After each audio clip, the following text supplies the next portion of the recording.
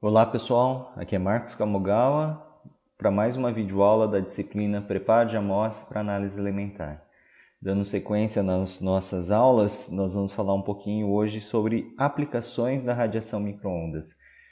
A gente viu que a gente pode utilizar para o preparo de amostra a radiação micro-ondas para elaborar o aquecimento dos sistemas. A gente tem diversas vantagens e pode ser explorado isso em sistemas abertos e sistemas fechados. Vamos falar um pouquinho, então, como que a gente pode aplicar essas estratégias em procedimentos de química analítica. Então, o que a gente está discutindo nas nossas aulas são os procedimentos de transformação, de gestão da amostra por ataque ácido, por extrações com solventes aquosos de modo geral. Mas eu posso também explorar a radiação micro-ondas, como por exemplo para secagem de amostra, para fazer a especiação de uma fase gasosa, explorar procedimentos de adsorção, desorção, modificando a superfície dos objetos, das amostras em si. Posso utilizar isso para síntese orgânica, além também de fazer procedimentos de vaporização com o uso da radiação micro-ondas. Recentemente também a gente tem equipamentos que exploram a radiação micro-ondas para geração de plasma, e aí isso permite que determinações espectroanalíticas possam ser realizados. Tá? Mas nosso tema para nossa aula é falar sobre procedimentos de preparo de amostra. Então focaremos na digestão da amostra e nos procedimentos de extração, utilizando solventes os mais diversos possíveis. Dentro da etapa de digestão da amostra, a gente vai destacar os sistemas abertos, os sistemas fechados, as câmeras pressurizadas de alta pressão, relatar os sistemas de análise em fluxo, falar um pouquinho também dentro das extrações por solvente, nos sistemas em frascos abertos e fechados, com as diferentes configurações que tem por aí. Então, dentro da digestão da amostra com radiação micro-ondas, vamos falar um pouco sobre os sistemas abertos e os sistemas fechados. Nos sistemas abertos, a gente então vai trazer aqui alguns exemplos de aplicação de digestão por via úmida, adição ao ácido aquecido e uma digestão chamada fase vapor.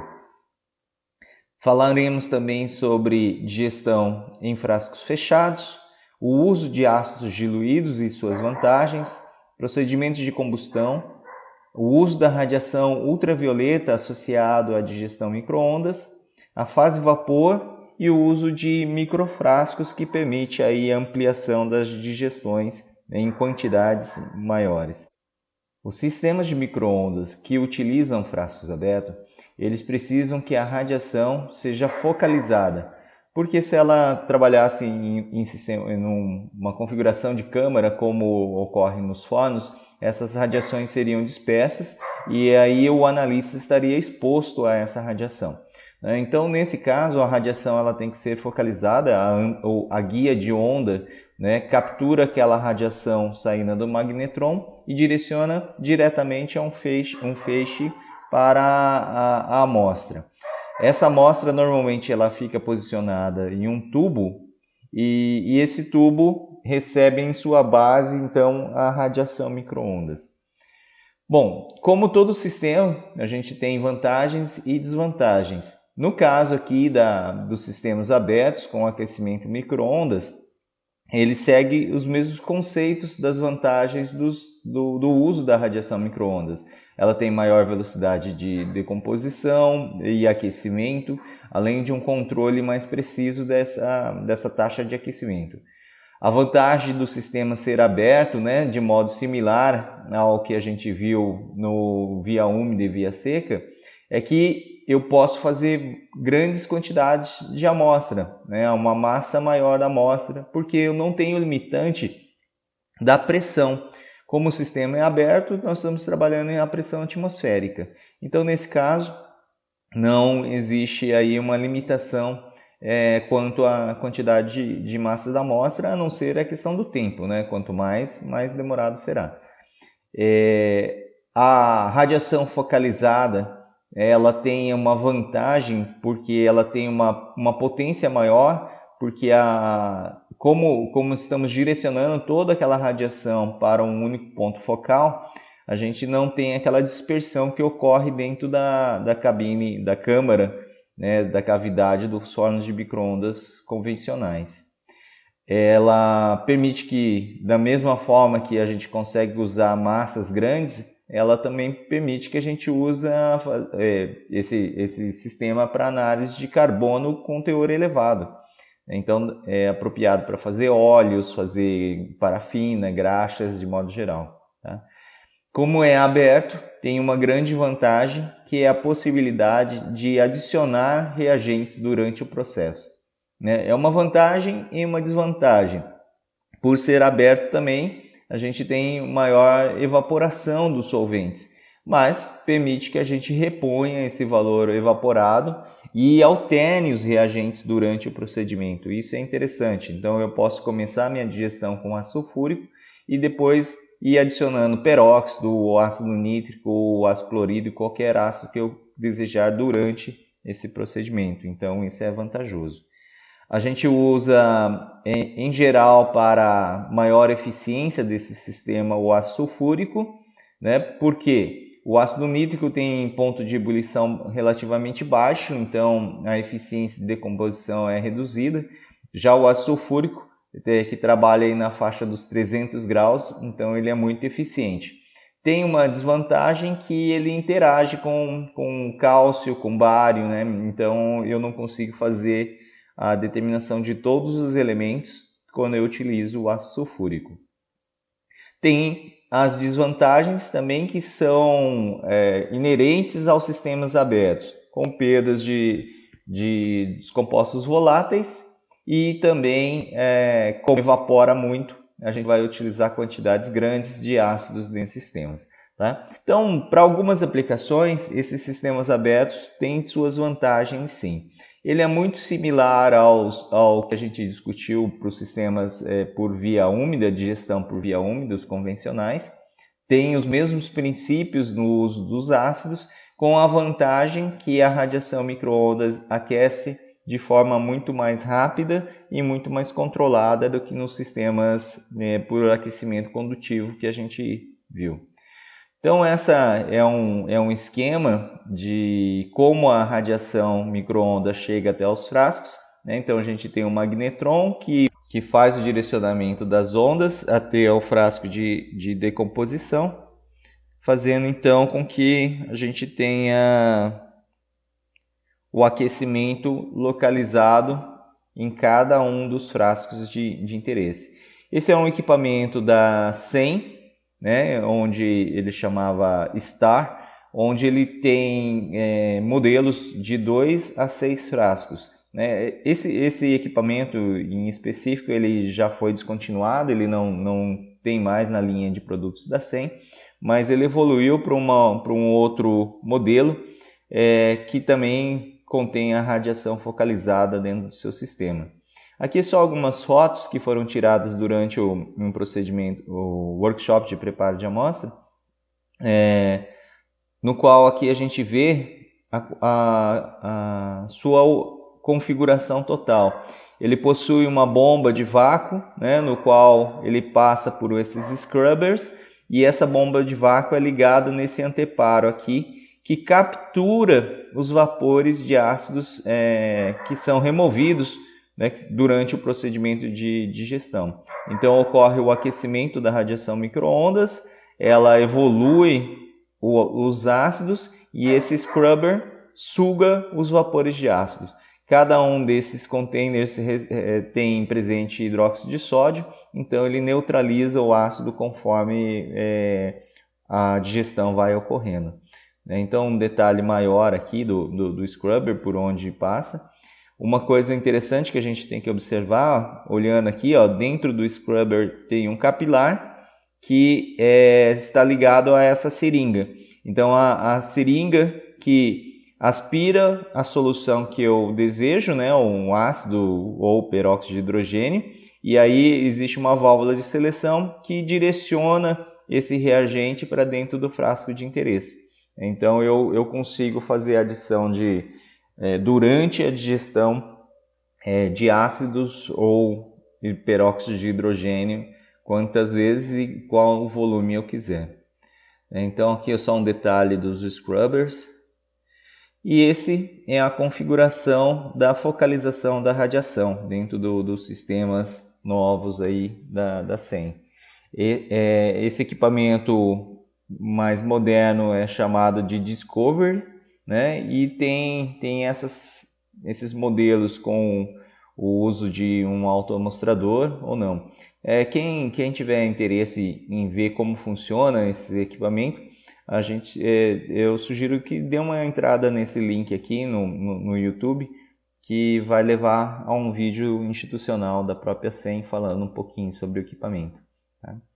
Bom, talvez a grande vantagem do sistema de gestão com micro-ondas focalizado em frascos abertos é a possibilidade da gente explorar algumas estratégias de preparo de amostra, e uma delas é a adição à amostra aquecida, né? A gente adicionar os ácidos, aquecer e colocar a amostra sobre o ácido aquecido. Esse trabalho ele foi explorado, por exemplo, na análise de leite bovino, fazendo a digestão de até 5 ml de amostra. Quando a gente faz o procedimento convencional, eu pego a minha amostra, adiciono ao frasco, adiciono todos os ácidos e vou fazendo, levo isso ao aquecimento e vou fazer a digestão. Aqui já tem alguns pontos que são limitantes. Primeira delas, se eu usar um volume de amostra bastante grande, a potência ou a eficiência dos reagentes vão ser diminuídas pela simples diluição, né, pelo simples fato de diluir o ácido. Então imagine o seguinte, que eu estou colocando 5 ml de reagentes, de ácidos, né, e eu vou colocar 5 a 10 ml de amostra nisso daí. Então o ácido vai perder a sua eficiência com certeza. E o tempo de digestão vai ser muito longo, porque até o solvente, né, a água que está presente na amostra, ser eliminada, reduzir esse volume, sobrar, aumentar a concentração ácida para começar a ter a digestão, esse processo todo demora e é pouco eficiente. Então, o que os autores, né, o grupo lá de São Carlos, do professor Joaquim, eles exploraram nesse trabalho? Eles aqueceram o ácido e adicionaram a amostra em alíquotas de 0,5 ml, né? Por 10 vezes parcelaram a adição da amostra. Então, isso causou algumas vantagens em relação ao procedimento convencional. A primeira delas é que o ácido sempre está em uma concentração elevada. Eu tenho sempre o ácido na sua máxima, no seu máximo desempenho de oxidação, vamos colocar dessa forma. Quando eu coloco a minha amostra, ela está em uma quantidade menor, a eficiência de decomposição também é maior, né? É muito diferente eu colocar 1 grama de carbono na minha solução e colocar 100 miligramas de carbono, né? A cinética de reação decomposta, também como eu vou ter rápido esse procedimento, a quantidade do procedimento vai ter a mesma digestão. Então a gente tem ganhos nessa questão do volume do ar. Existem algumas limitações. Eu vejo 2 limitantes nesse sistema, que obrigatoriamente a gente usa o ácido sulfúrico para poder atingir temperaturas maiores, né? E o uso do ácido sulfúrico a gente viu que impede aí a análise de alguns metais, né? Por exemplo, cálcio e bário, que formam compostos insolúveis, e a perda de volatilização, que vai possibilitar a análise de mercúrio, cádmio, chumbo e essas espécies. Tá? Mas tem aplicações bastante interessantes, principalmente para aquelas amostras com alto teor de carbono. Então, quando você tem que fazer grandes volumes de amostra, que você tem que fazer amostras com teor de carbono elevado, como óleo, carvão, grafite, esse tipo de material, é interessante utilizar-se dessa estratégia para fazer as determinações. Outra estratégia que pode ser explorada nos sistemas abertos é a digestão em fase vapor, né? Algumas vezes eu não posso diluir a minha amostra de forma muito significativa, que a concentração do elemento às vezes é muito baixa e eu diluir demais esse meu extrato vai me impossibilitar de fazer a análise química de forma adequada, porque ele vai diluir, né, a amostra e às vezes a sensibilidade do equipamento não é suficiente. Então, existe uma possibilidade da gente explorar essas digestões, não necessariamente em ácido, mas na fase vapor desse ácido, né? O próprio vapor gerado nessa câmara, nesse ambiente em si, é altamente oxidante e ele vai decompor a amostra de forma a liberar todos os metais de interesse que a gente quer realizar, quer digerir. Então, nesse trabalho aqui, os autores eles exploraram a determinação de ferro e cobalto por forno de grafite, tá? Utilizando a fase vapor. Algumas vantagens são que você consegue, em um mesmo frasco, no mesmo procedimento de aquecimento, fazer a digestão de mais de uma amostra. Então eu posso fazer triplicadas aqui ou amostras diversas, né? Essa fase vapor ela reduz muito o volume de solução utilizada, então praticamente a amostra não tem diluições. Eu posso usar o frasquinho que está ali do próprio jeito que ele vem, né? E eu simplesmente utilizo como reagente dentro do frasco da amostra um volume de água para capturar esse vapor de ácido que está ali. Então, nesse trabalho, eles utilizaram 30 mg de amostra, adicionaram 150 microlitros de peróxido de hidrogênio, que foi mais eficiente, e fizeram o aquecimento num ácido nítrico na fase do feixe de radiação micro-ondas. Como agente complementar para a oxidação, que melhorou o desempenho para essa análise, eles utilizaram também 100 microlitros de hipoclorito de sódio. Então, o procedimento aquecia o ácido nítrico, esse ácido nítrico gerava-se um vapor naquela câmara, né, no frasco aberto. Esse ácido nítrico entrando em contato com o peróxido, com a solução que estava dentro do copinho, fazia a digestão da amostra, fazia a liberação do ferro e do cobalto para a solução.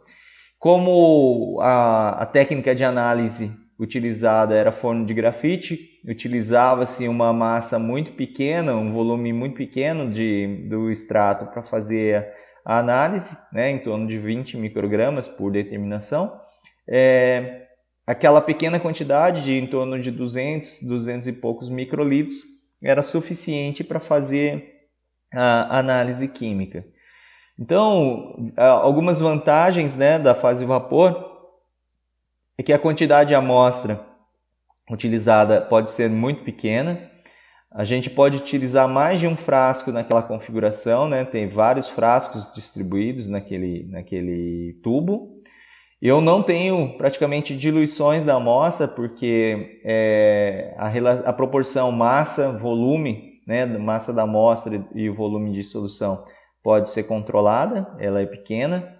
E a gente quase não tem perdas por contaminação também, porque a fase vapor não permite a entrada de agentes contaminantes, a não ser a entrada do vapor ácido, né? E se o ácido utilizado for de boa qualidade, a gente não tem esses problemas, tá?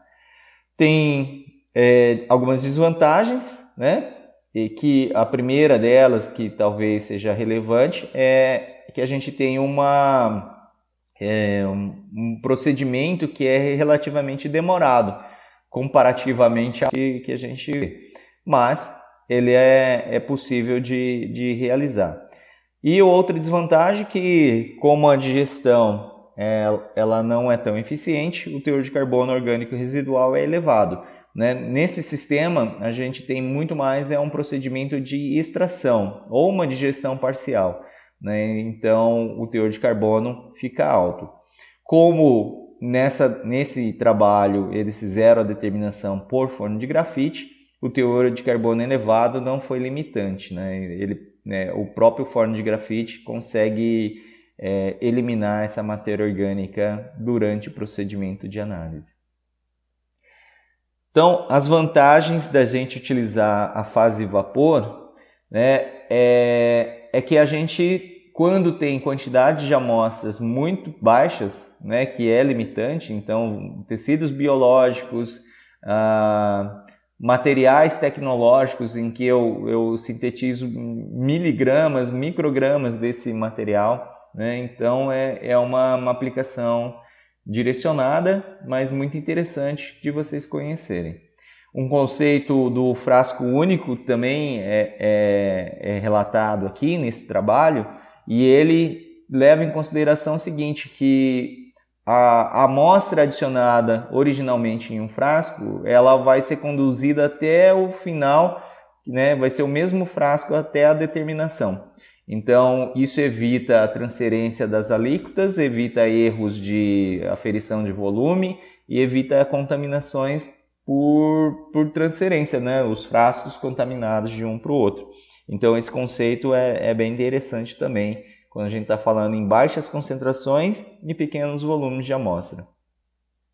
Direcionando um pouquinho mais dos nossos estudos, nos nossos exemplos para os sistemas fechados, né? Então nós vamos começar a falar agora de frascos de decomposição de alta pressão, frascos que vão ser selados e vão ter que resistir a pressões elevadas por conta do aumento da pressão de vapor, né?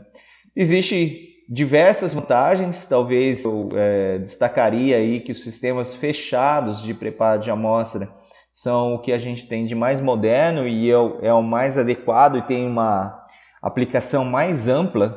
Então,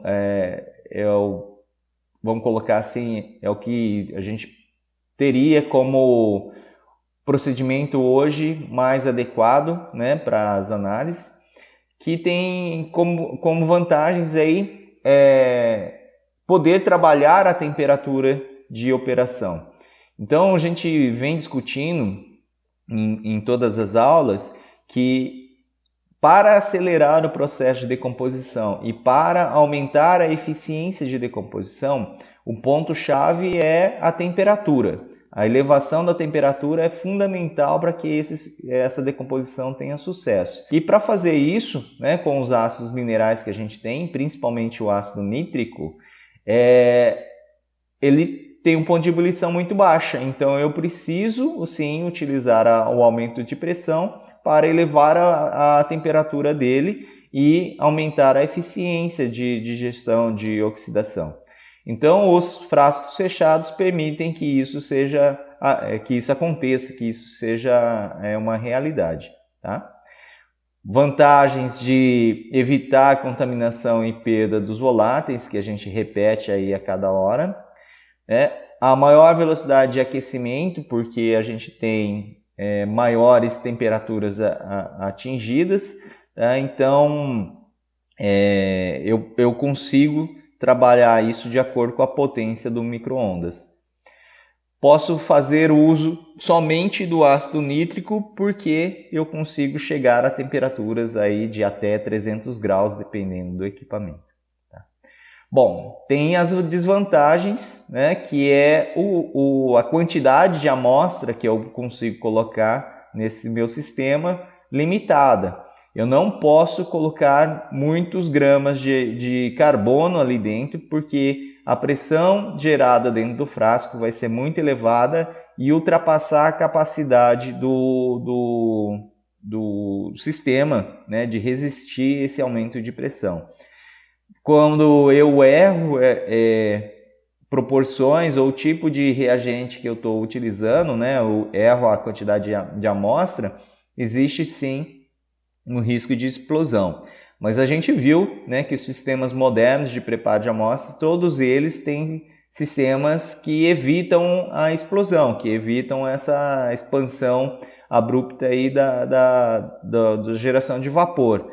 Então ela minimiza esse risco, mas ele existe, né, e dependendo do que a gente está fazendo e como a reação química se procede, pode haver explosão sim.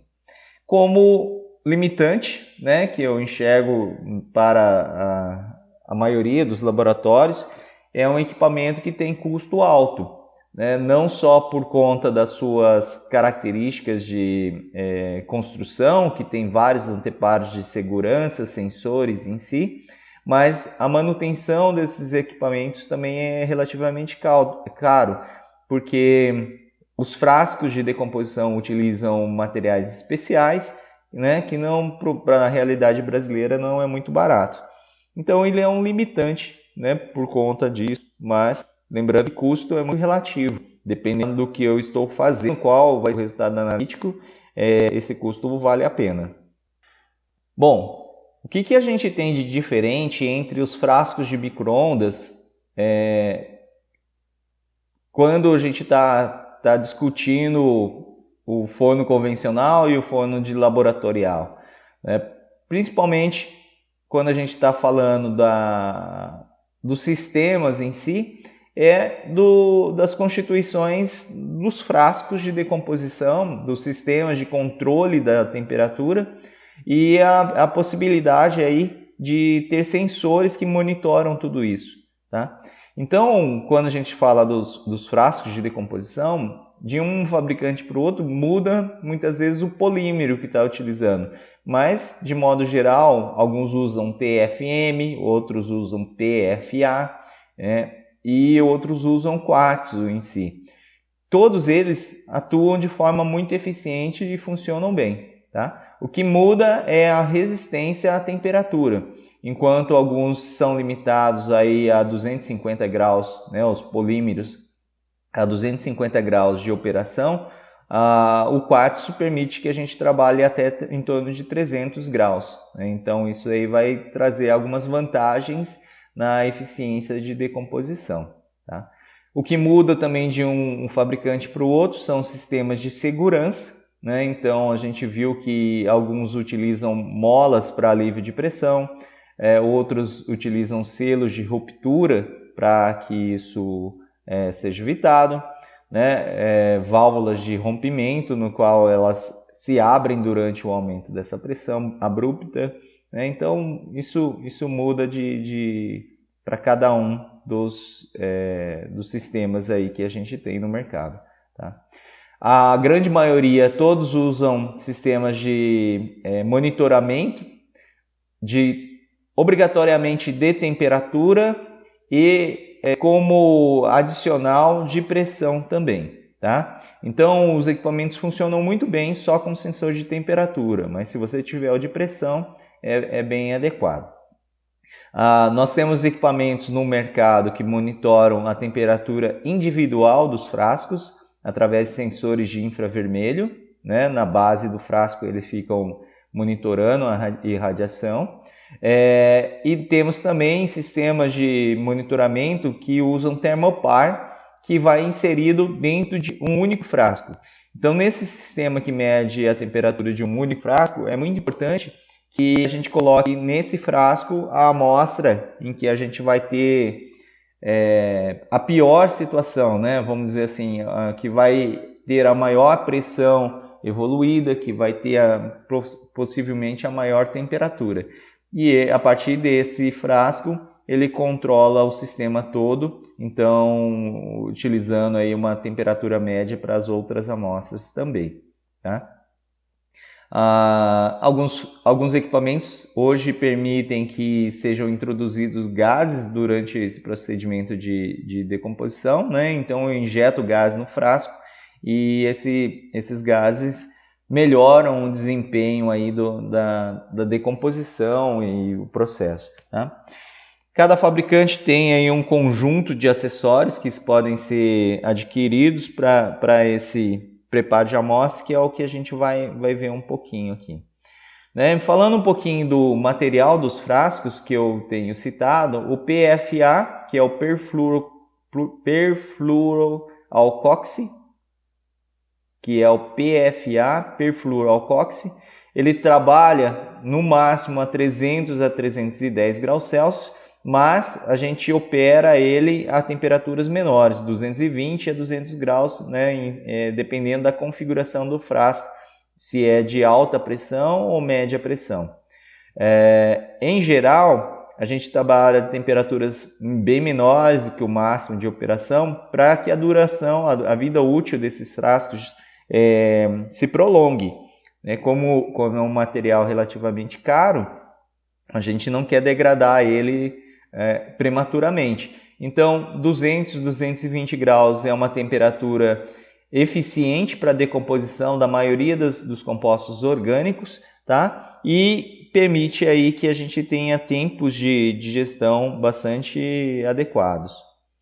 Outro material utilizado é o TFM, o politetafluoretileno. Também tem faixas de operação similares, 320 a 340, e a faixa de trabalho também não se altera muito, em torno de 220 a 200 graus, dependendo da configuração desses frascos, se é de alta, média ou baixa pressão. Normalmente tem diferentes volumes, né? Esses frascos podem ser comercializados aí em volumes de 100 a 50 mililitros, né, dependendo do fabricante e da configuração que a gente tem. O quartzo, entre todos os materiais, aí, é um que não é polimérico, mas sim um material vítreo. Tem temperaturas de operação aí na ordem de 300 graus e a gente pode operar ele, trabalhar a 250 graus. Essa temperatura de 250 graus, ela não é limitada pelo quartzo, mas sim pela tampa que é de polímero, né? Então a gente não pode aumentar muito a temperatura desse frasco, não é porque o frasco de quartzo não vai aguentar, é porque a tampa não vai aguentar. Então é necessário aí também trabalhar a temperaturas um pouco menores, aqui nesse caso 250 graus, né, que é alguns graus a mais do que os outros frascos que a gente viu. Entre todos, o quartzo talvez é o material mais o melhor, só que também é o mais caro de todos e está sujeito a quebras, né? Se derrubar, perde esse frasco. Então é um material muito mais caro do que os polímeros, e só deve ser utilizado quando realmente necessário dentro desse sistema. Aqui os sistemas de segurança que eu já citei para vocês anteriormente, né? O primeiro aqui, o que utiliza selos de ruptura. Então a gente tem uma cavidade, um pequeno furinho na tampa desse frasco, e sobre essa tampa a gente tem um disco de ruptura. Conforme a pressão interna aumenta, se ela aumentar ao extremo, esse selo se rompe, ele estoura, faz um buraco e aí a pressão vaza através desse orifício aqui, né? Ela escapa lateralmente, evitando a explosão. Aquele sistema de molas, no qual se a pressão interna for muito elevada, essa tampa se eleva, né? A mola ela se deforma e aí a pressão escapa também, tá? Esse aqui é um sistema também de selos de ruptura, só que ele tem um controle adicional, que é um fluxo de ar que circunda o frasco de digestão. Isso melhora o controle, né, térmico e acelera, por exemplo, se você tem um frasco que está entrando em reação em cadeia e pode ocorrer aqui um rompimento, ele desliga o aquecimento e entra com fluxo de ar, aumentando, resfriando de forma mais controlada a temperatura do frasco. né? Então esse fluxo de ar aí auxilia esse processo, tá? O sensor de temperatura normalmente pode ser de dois tipos, infravermelho, né, na base dos frascos, ou sensor do tipo termopar dentro do frasco. Os monitoramentos de pressão podem ser feitos através de individuais, né, em cada frasco, né, colocando um sensor de um pressostato ligado a uma válvula que faz parte do frasco de decomposição, ou um sensor de deslocamento de volume para cada conjunto de frascos. Nesse caso, monitora o carrossel de decomposição, tá? Normalmente, esses sistemas de preparo de amostra com fornos fechados, ele tem um sensor na cavidade que monitora o teor de óxido nitroso. Então, se ocorrer o vazamento de qualquer um dos frascos, tá, o vapor de ácido vai ser liberado na cabine. Esses sensores monitoram isso, e aí, se houver um vazamento, ele já vai identificar, automaticamente ele desliga a potência da radiação, então cessando o aquecimento, e aí para você e dá um alerta para você verificar o que aconteceu. Às vezes a gente tem aqueles spots de superaquecimento e ocorre o vazamento de um frasco, e se eu prosseguir pode ser que aconteça um acidente. Então esses sensores eles previnem esse tipo de coisa, né? Então aqui só para ilustrar, ó, o sensor de temperatura, né, que é inserido, isso aqui é um capilar comprido, ele tem uma camisa de porcelana que vai lá dentro do frasco, e esse capilar é inserido dentro desse frasco e fica monitorando a pressão a temperatura desse frasco aí.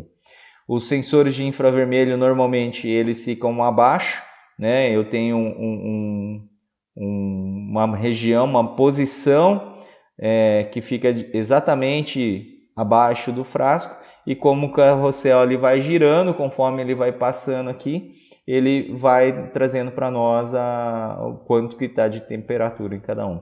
Aqui talvez nessa imagem fique mais fácil. O sensor fique aqui exatamente abaixo e ele monitora a irradiação infravermelha do frasco a partir desse sensor.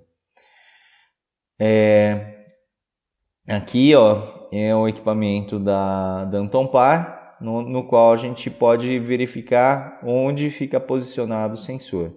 O sensor de pressão, nesse caso aqui, não é individual, não monitora o frasco, mas é monitorado por essa alça, que conforme a tampa do frasco é pressionado sobre o carrossel, esse pressostato vai medindo a variação de pressão. Então é uma pressão conjunta dos frascos, não é uma pressão individual, mas ela permite que a gente monitore a pressão do conjunto de decomposição durante o processo de decomposição em si.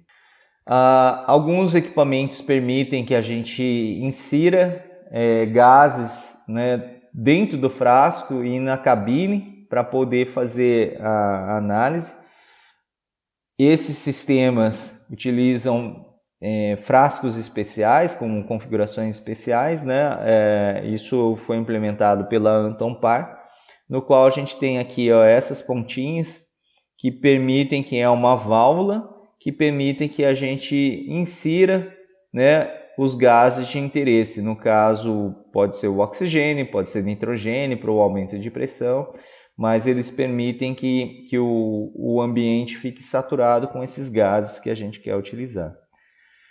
Tem vários acessórios, né, que são comercializados, eu estou citando alguns aqui. São, por exemplo, acessórios que multiplicam a possibilidade de gestão, utilizando pequenos frascos dentro do frasco de decomposição. Lâmpadas de radiação ultravioleta que são acionadas pela radiação micro-ondas. O acessório de combustão, que a gente já viu em aulas anteriores.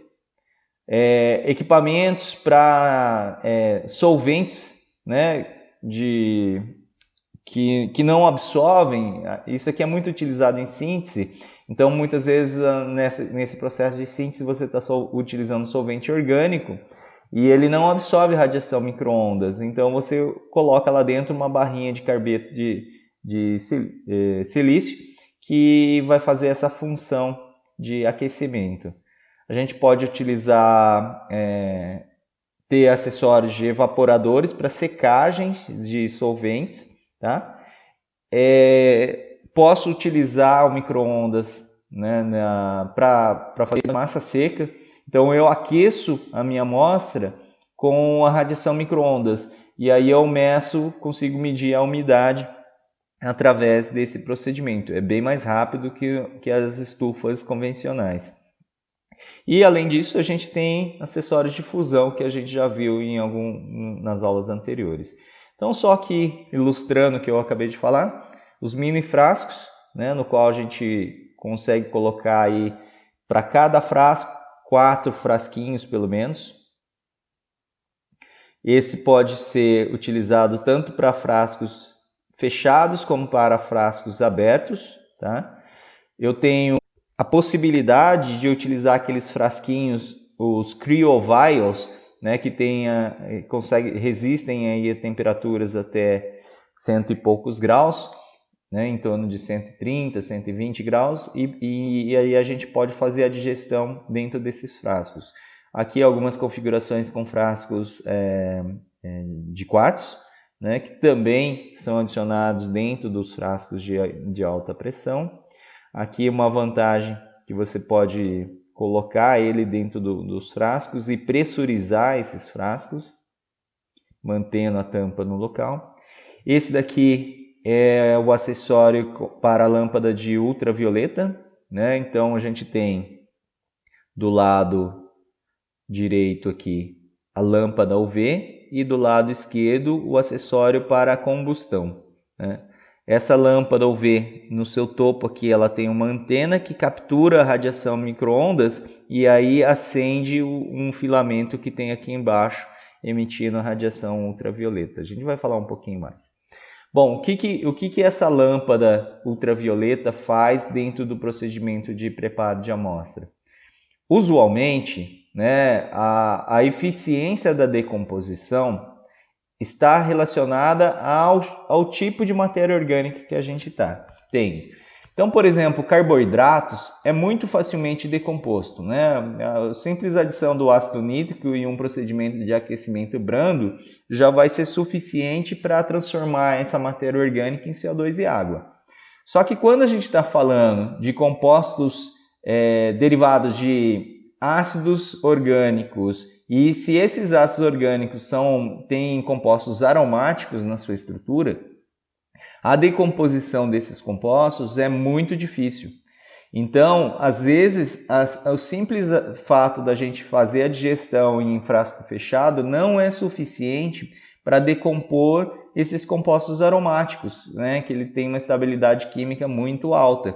Então, a gente precisa complementar a degradação desse material fazendo uso de fontes externas. E nesse caso, a radiação ultravioleta tem essa função. A gente sabe que a radiação ultravioleta ela tem energia elevada, que consegue romper ligações químicas. Então, o uso da radiação faz com que a gente tenha esse complemento do processo de degradação. Então, a radiação micro-ondas e o ácido que a gente está utilizando decompõem os compostos orgânicos mais fácil e aqueles mais estáveis é finalizado, né? Tem a sua decomposição finalizada com o uso da radiação ultravioleta. Então, esse é um trabalho aqui que foi primordialmente desenvolvido lá pelo grupo do Gunther Knapp, né? E a lâmpada acende dessa forma, né? Ela gera radiação ultravioleta literalmente imersa na amostra. E o outro acessório é o acessório de combustão que a gente já comentou, né? No qual a gente adiciona o oxigênio nesse sistema. Eu coloco um agente ignitor que vai dar o start da chama e quando a radiação micro-ondas incide sobre esse sistema, ela entra em combustão, fazendo então a queima da amostra em ambiente fechado. Para isso a gente precisa ter um frasco de amostra que permite a inserção do oxigênio, e eu tenho aqui as barquinhas que são feitas em quartzo, que vai comportar, né, a pastilha da minha amostra em si. Esse é o carbeto de silício, que permite o aquecimento de solventes orgânicos para fazer aqueles procedimentos de síntese que eu havia comentado. Então ele simplesmente é uma barrinha que aquece, né, quando inserida dentro de um material. A operação é bastante simples, é só adicioná-lo lá dentro. Os evaporadores de solventes, né? Então aqui a gente liga essa mangueira principal a um sistema de exaustão, né? Então ele aspira os vapores gerados durante o procedimento de aquecimento. Então se eu quero concentrar a minha amostra através desse processo, você rapidamente consegue reduzir os volumes e tendo aquele conceito do frasco único, né, o material vai ficar depositado todo dentro do frasco que você está operando. Aqui são acessórios para secagem, né, no qual a gente coloca a nossa amostra, peso a minha amostra antes, tenho o material úmido, adiciono um programa de aquecimento de secagem, que nada mais é que pequenos intervalos de aquecimento, né, repetidos aí durante várias etapas, que vai secando a amostra de forma bem adequada, né? E aqui é o acessório para fusão, né?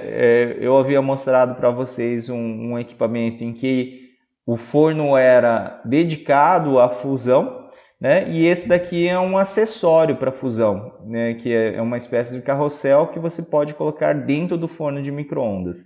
Então ele tem o mesmo princípio, né? Ele é feito de um material refratário e dentro dele tem placas de carbeto de silício. Então essas placas de carbeto de silício que aquecem o conteúdo para fazer a decomposição por via seca, né? Então a gente pode fazer usando esses acessórios.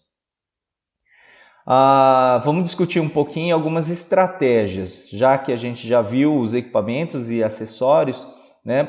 Vamos explorar as estratégias de preparo de amostra.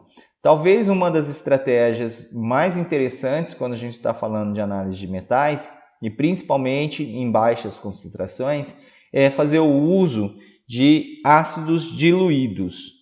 Por quê? Quando eu uso um ácido diluído, eu não preciso diluir muito a minha amostra para poder fazer a análise química. Lembra? Em aulas anteriores a gente já discutiu isso. Se eu aumento muito a concentração ácida, por exemplo, eu uso ácidos concentrados, o meu equipamento que vai ser utilizado posteriormente, ele tem uma limitação da concentração ácida. Eu não posso jogar ácido concentrado dentro do ICP-MS, por exemplo. Eu preciso diluir a minha amostra a valores baixos que são compatíveis à instrumentação. Então, se eu, por exemplo, uso um ácido concentrado para fazer a digestão, ao final dessa minha digestão, a concentração ácida é altamente elevada. E aí, então, para adequar o equipamento, obrigatoriamente eu tenho que diluir. E o que isso causa? Uma perda de sensibilidade, né? O analito que eu quero determinar, muitas vezes, pode ficar abaixo do limite de detecção do equipamento. Então, isso é um limitante. Só que o que a gente sabe? Que a proporção entre o agente oxidante e o material que está sendo oxidado, ela tem uma certa estequiometria, né? Existe uma relação estequiométrica. Então, muitas vezes, a gente está usando um excesso de ácido mais do que seria necessário, porque após a digestão do material orgânico, do carbono em si, aquele ácido que está ali presente não vai ter mais reação nenhuma, porque já foi o que tinha que ser consumido, já foi consumido. Então, vários pesquisadores passaram a estudar essa composição de ácidos diluídos e suas reduções em si. Então esse é um trabalho que fez a digestão de materiais biológicos, né? Olha, sangue, músculos bovinos, soja, e foram explorando diferentes concentrações ácidas. Então, nesse trabalho, olha, eles utilizavam 200 mg de amostra, peróxido de hidrogênio e 2 ml de soluções ácidas concentrado, né, 14 mol por litro, 50%, 2 mol por litro e 2 mols por litro apenas, né? Então foram reduzindo a concentração ácida. E fizeram então a digestão para essas amostras aqui que tem, olha, tem teores de gordura bem elevadas, né? Podendo chegar até 63% de gordura, ou teores proteicos bem altos também, na ordem de 80%. Né? Bom, o que eles obtiveram? Resultados bem interessantes. Tanto para as amostras que tinham menor teor de gordura, né, menor teor de óleos em si, não houve diferenças significativas em utilizar 14 mol ou 2 mols, né? Para o sangue, para o músculo, isso não foi visualizado.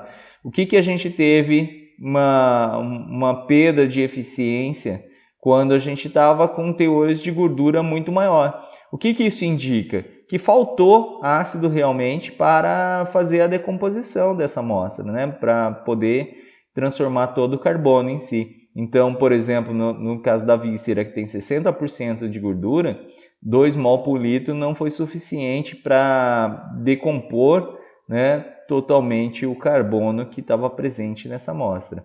Mas para aqueles materiais com menor teor de gordura, foram plenamente satisfeitos, né, mesmo utilizando 2 mols por litro. Então vejam qual é a vantagem aqui. Nesse caso, por exemplo, para músculo e sangue, se eu pegar simplesmente, colocar um volume lá de 5 ml de uma solução 2 mols por litro, que já está adequado ao equipamento que eu vou utilizar, né? Eu não preciso fazer diluição nenhuma. Eu posso pegar esse volume que está dentro do frasco e fazer a determinação direto nesse material, né? Não necessitando de diluições nenhuma para poder fazer.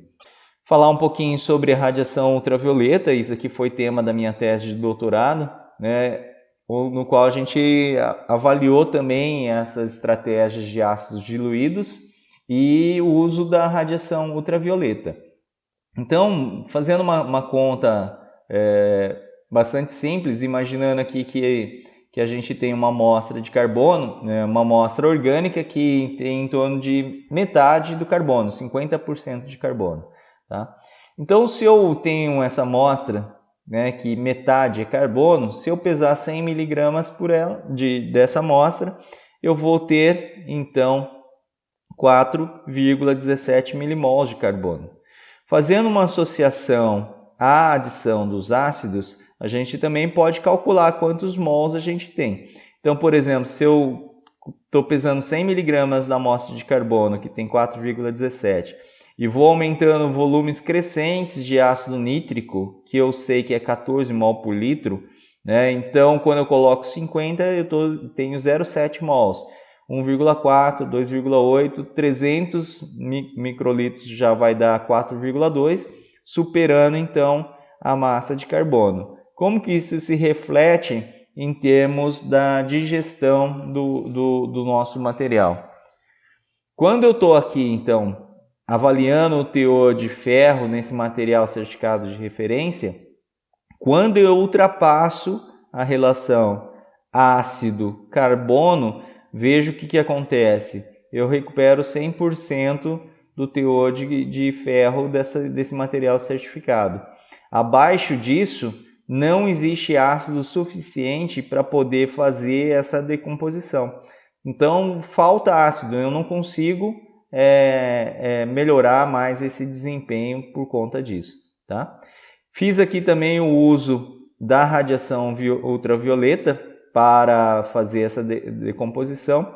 Então veja que quando a gente tem condições ácidas adequadas, né? Então os resultados são praticamente inalterados. Tá?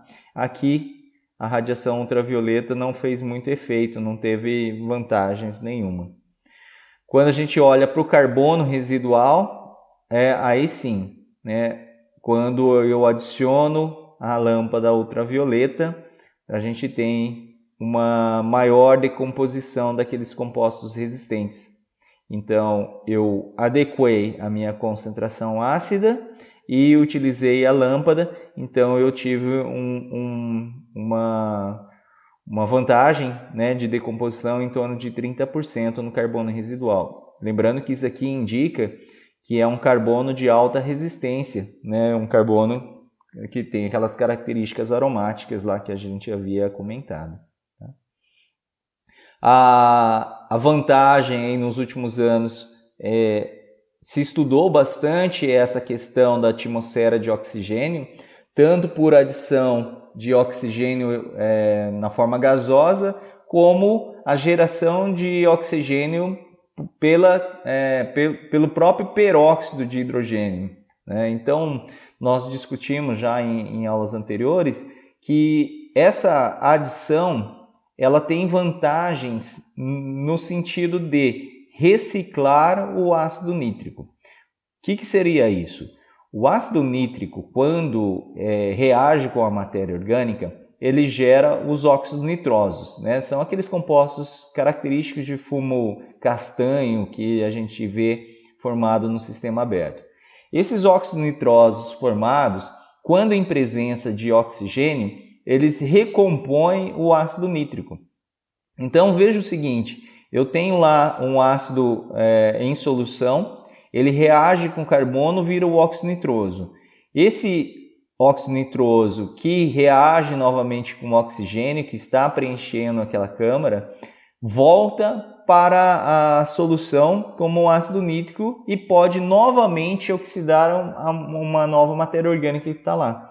Então, a vantagem, quando a gente está falando do uso de ácidos diluídos, isso é bem interessante, porque eu posso colocar a quantidade de ácido limitantes, eu não preciso colocar um excesso desse ácido, eu posso colocar uma quantidade e esse ácido vai ser recuperado, vai ser reciclado, promovendo mais a eficiência na decomposição em si. Então, quando a gente está utilizando ácidos diluídos, obrigatoriamente eu tenho que fazer uso do peróxido de hidrogênio, né? Ou se eu tenho um sistema que permite a adição de gases, eu vou fazer a adição do oxigênio gasoso a esse sistema. Então, nesse trabalho aqui desenvolvido pelo César, lá do grupo de Santa Maria, eles avaliaram exatamente isso, né? A adição do oxigênio à câmara e a eficiência de decomposição. Então veja que quando a gente coloca o oxigênio a esse sistema, mesmo utilizando ácidos diluídos, né, com a presença do oxigênio, a eficiência de gestão foi bem elevada. Por quê? Eu reciclei o meu ácido e aí a eficiência foi super eficiente, foi bem adequada, porque não faltou agente oxidante nesse caso, né? Comparativamente, a gente vê aqui que faz uma diferença bastante grande quando eu coloco, então, um agente responsável pela reciclagem do processo, né? Aqui um trabalho também do mesmo grupo, que eles avaliaram também esse mesmo efeito, só que agora usando peróxido. Então é muito similar o efeito que aconteceu da inserção do oxigênio e do peróxido, né? Quer dizer, o peróxido em frasco fechado faz a função de adicionar oxigênio a esse sistema, então reciclando o ácido nítrico dentro dessa câmara. Então isso é uma vantagem bastante boa, né? Aqui eu vou falar rapidamente, porque eu já apresentei isso em aulas anteriores, mas como ele está dentro do contexto de micro-ondas, vale a pena a gente retomar. Quem não viu ainda as aulas anteriores, assistem lá no processo por via úmida. Então, nesse caso, olha, as amostras foram utilizadas de 50 a 250 miligramas de plantas, né? Esse aqui é o trabalho precursor, no qual foi utilizado como agente de captura uma solução de ácido nítrico, 6 mol por litro, que é adicionado abaixo do suporte, e uma solução ignitora de nitrato de amônio e 15 bares de pressão no oxigênio. Então, quando é dado o start da radiação micro-ondas, ela incide sobre aquele nitrato de amônio que se entra em ignição e ele dá o start da combustão da amostra. Essa amostra, por estar em presença de oxigênio, ela começa a queimar e aí toda a matéria orgânica é decomposta, produzindo as cinzas que são depois recuperadas naquela solução de ácido nítrico que estava abaixo, né, e vai absorver todos os vapores presentes nessa câmara. Então veja aqui o suporte e a pastilha de amostra que é utilizada nesse sistema. Então ele é muito eficiente, então permite que a gente promova um procedimento por via seca dentro de um sistema de digestão micro-ondas e posteriormente essas cinzas é digerida por um vapor de ácido gerado dentro dessa câmara, né, e que vai liberando. Essa é a cara do equipamento que é utilizado para fazer essa etapa de combustão.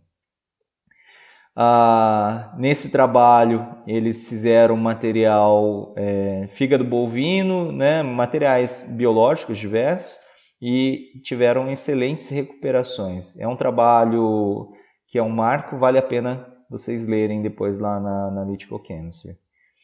E aqui, só para a gente ir finalizando nas nossas discussões, seriam também uma combustão, só que em um sistema de fluxo focalizado, né? Radiação micro-ondas focalizado. Diferente dos sistemas fechados, aqui a gente tem um fluxo contínuo de oxigênio entrando dentro desse sistema. Então eu tenho um capilar que leva oxigênio que vai ficar abastecendo esse ambiente, e aqui eu tenho o mesmo princípio. Eu tenho a minha amostra sobre um papel de filtro umedecido com nitrato de amônio. Quando a radiação focalizada é inserida dentro desse... focalizada sobre a amostra, ela entra em ignição, o fluxo de oxigênio alimenta essa chama, né? E como a gente tem aqui em cima um sistema de condensação, ela minimiza as perdas por volatilização. Então aquele material que estava aqui, ele vai sendo queimado, vai sendo de certa forma condensado e retorna ao fundo do frasco para poder fazer a digestão depois com ácido nítrico 4 mols por litro, né? Então a gente vai ter uma lavagem desse sistema, né, por conta desse refluxo com ácido nítrico que a gente vai ter. Veja que também foi utilizados materiais biológicos para fazer a comprovação e os resultados foram coerentes, né, adequados aos valores certificados desse material.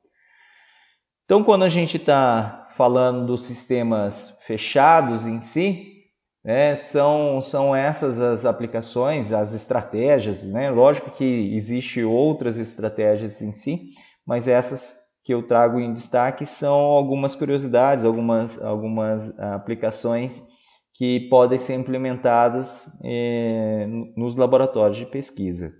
Vamos falar um pouquinho sobre os novos sistemas, né? Nesse caso aqui falamos das câmaras pressurizadas, ou também chamado Single Reaction Chambers, que dentre os sistemas de preparo de amostra eu posso falar que esses são o estado da arte, né? O que a gente tem de mais moderno para preparo de amostra em sistemas fechados assistido por radiação micro-ondas.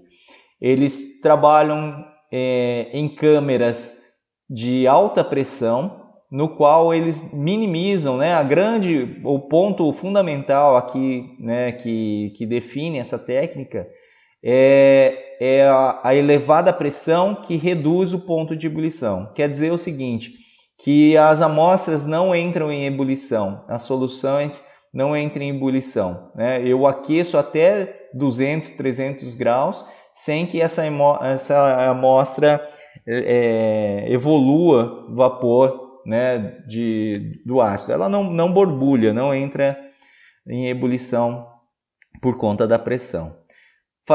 Por conta disso, né, ela não está ebulindo, ela perde menos elementos voláteis, ela fica contido dentro da sua solução. Aqueles aerossóis formados durante a ebulição não acontece aqui, tá? Como ela não perde por vaporização, eu posso colocar amostras diversas dentro dessa câmara e ela não vai ter contaminação entre um frasco e outro, né? Mesmo esses frascos estando parcialmente abertos, com uma simples tampa por cima, né?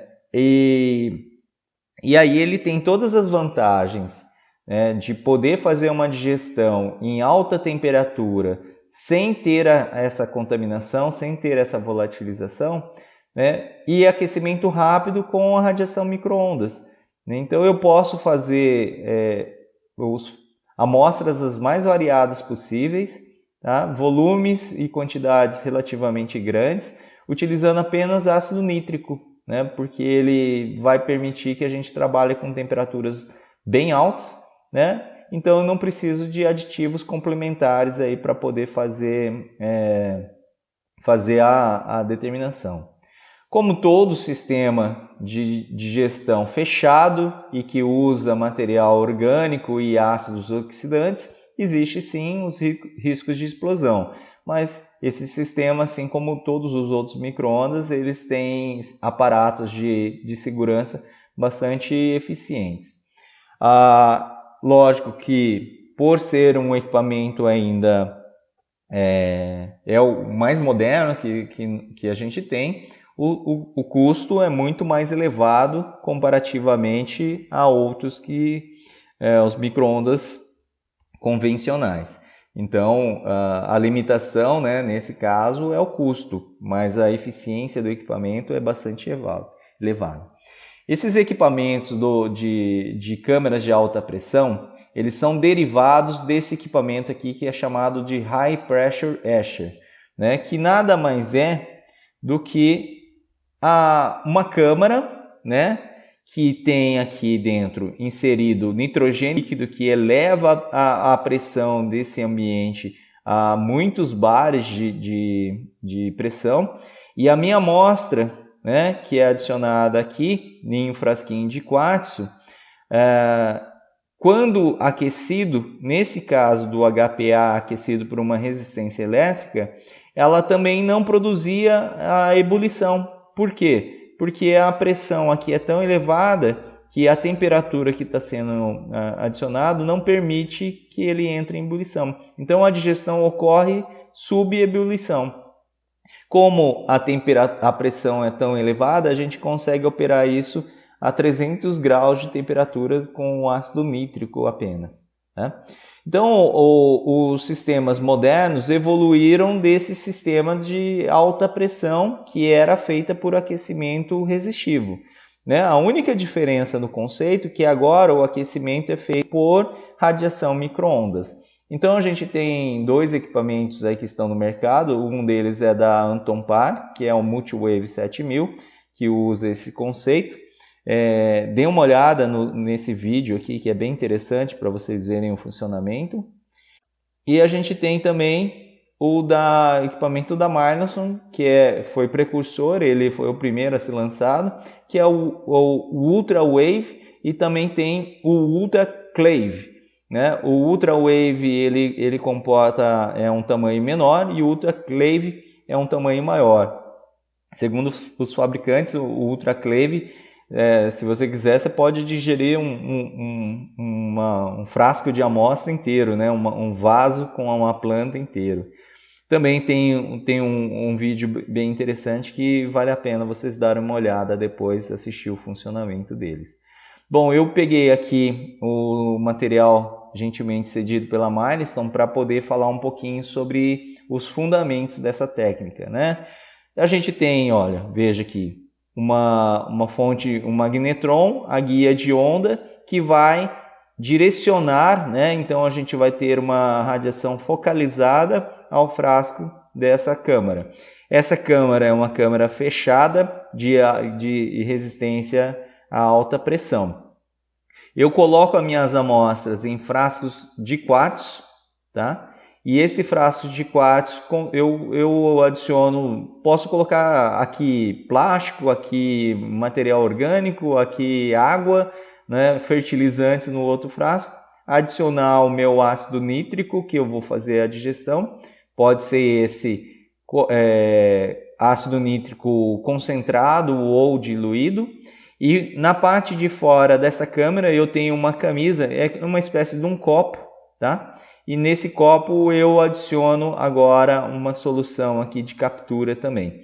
Caso tenha vapores ácidos, né, essa solução capture. Na verdade, aqui a gente coloca uma solução de ácido sulfúrico que vai fazer a função, né, de regular todos os vapores aqui dentro dessa câmara. Essa câmera, né, os frascos têm uma tampa que é colocada sobre eles, né, só para não falar que está aberto. E esse conjunto todo é pressurizado com nitrogênio líquido que é inserido através de válvulas pneumáticas. Tá? Então, aquele copo que eu falei para vocês, eu coloco uma solução de ácido sulfúrico aqui na sua base. A tampa, eu prendo esse conjunto de frascos nessa tampa e essa tampa ela desce até as soluções, né, até aquela dentro do copo. Eu fecho esse cilindro, pressurizo ele e faço aquecimento pela radiação micro-ondas. Quando eu faço essa pressurização, todos os frascos são selados, né? A pressão de vapor é tão elevada que vai evitar a ebulição delas, então não ocorre a contaminação de uma amostra para outra. A gente tem então, veja aqui, quando eu estou trabalhando, esse é 30 bar, é a pressão dos frascos de decomposição fechados de alta pressão, que a gente utiliza nos sistemas convencionais, no forno de micro-ondas fechados. Nesses sistemas que eu estou trabalhando com alta pressão, eu posso trabalhar a 60 ou 80 bares de pressão. Então vejam aqui que quando eu tenho 30 bares de pressão, eu estou trabalhando a 220, 230 graus. Quando eu aumento a pressão a 60 bar, né, eu estou trabalhando a mais de 250, né, 270 graus nesse caso aqui. Então, a eficiência de decomposição nesses sistemas, né, de câmaras de alta pressão, ela é muito maior, então permite que a gente consiga fazer coisas que em outros sistemas não é possível. A gente tem que, nos sistemas convencionais, por exemplo, eu não posso diversificar a minha amostra. Então, se eu coloco num frasco uma amostra de material fígado bovino, eu tenho que colocar materiais similares nos outros frascos também, por conta do sistema de monitoramento, por conta do risco de explosão que a gente tem.